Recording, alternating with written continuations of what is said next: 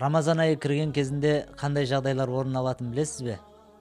Ендеше Рамазан айының алғашқы күніндегі бірінші хадисімізге назар салыңыз. قال رسول الله صلى الله عليه وسلم إذا دخل رمضان فتحت أبواب الجنة وغلقت أبواب جهنم وسلسلة الشياطين رواه البخاري ومسلم.